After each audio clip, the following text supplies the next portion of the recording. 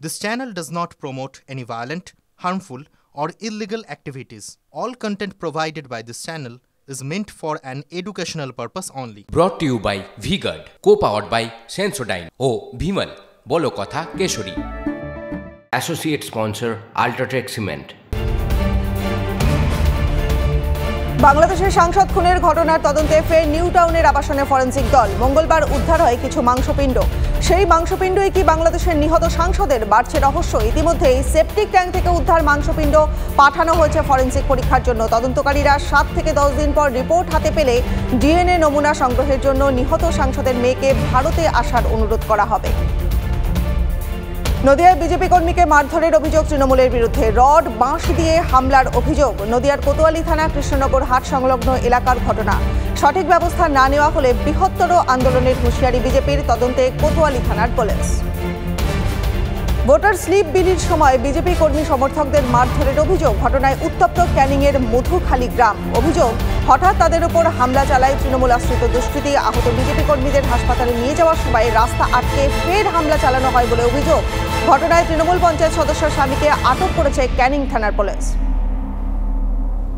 চুরি করতে এসে বাড়ির মালিককে খুন দুই দুষ্কৃতীর। কাঁচরাপাড়ার সূর্যনগর কলোনি এলাকার ঘটনায় চাঞ্চল্য। দুষ্কৃতীদের হাতে নাতে ধরে ফেলায় বাড়ির মালিককে বেধড়ক মার দুই দুষ্কৃতীর। মারধরের পর নর্দমায় ফেলে দেওয়া হয় বাড়ির মালিককে। হাসপাতালে নিয়ে গেলে চিকিৎসকরা তাকে মৃত বলে ঘোষণা করে। ঘটনায় ইতিমধ্যে একজনকে আটক, অন্যজনের খোঁজ চালাচ্ছে বীজপুর থানার পুলিশ। শেষ দফা ভোটের আগে নাগরিকত্ব পেলেন 8 বাঙালি শরণার্থী। সিএএ কার্যকর হওয়ার পর প্রথম 8 বাঙালি শরণার্থীকে নাগরিকত্ব। 7 জন উত্তর 24 পরগনার এবং একজন নদিয়ার বাসিন্দা।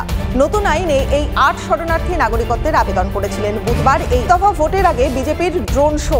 শহীদ মিনার চত্বরে বিজেপির ড্রোন শো। শোতে বাংলার সংস্কৃতি তুলে ধরা হয়েছে। ড্রোন শোতে বিজেপিকে ভোট দেওয়ার আবেদনও জানানো হয়েছে। পুনের পোরশে কাণ্ডে চাঞ্চল্যকর তথ্য। ধৃত ফরেনসিক বিভাগের প্রধান অজয় তাওয়ার কিডনি পাচার চক্রের সঙ্গে যুক্ত। 2022 সালে কর্মস্থল থেকে বহিষ্কারও করা হয় তাকে। একটি ক্লিনিকে অবৈধভাবে অঙ্গ প্রতিস্থাপনের জন্য এক মহিলার থেকে 15 লক্ষ টাকা চাওয়ার অভিযোগ ওঠে তার বিরুদ্ধে।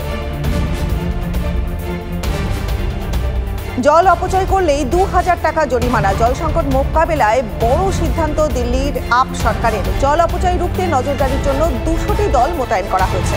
বাণিজ্যিক কারণে পানীয় জল ব্যবহারেও দিতে হবে জরিমানা। প্রচণ্ড গরমে জল সংকট দেখা দেওয়ায় এই সিদ্ধান্ত, জানালো দিল্লির জল বোর্ড।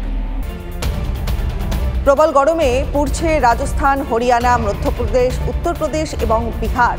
প্রবল গরমে বহু রাজ্যের স্কুলে গরমের ছুটি থাকলেও বিহারে সমস্ত স্কুল খোলা রয়েছে। অত্যাধিক গরম এবং তাপপ্রবাহে বিহারে অসুস্থ 50 পড়ুয়া। হাসপাতালেও ভর্তি করা হয়েছে বেশ কয়েকজনকে। এরপরই 8ই জুন পর্যন্ত রাজ্যের সমস্ত স্কুল বন্ধের সিদ্ধান্ত বিহার সরকারের। Brought to you by V-Guard, co-powered by Sensodyne O Bhimal, বলো কথা কেশরী।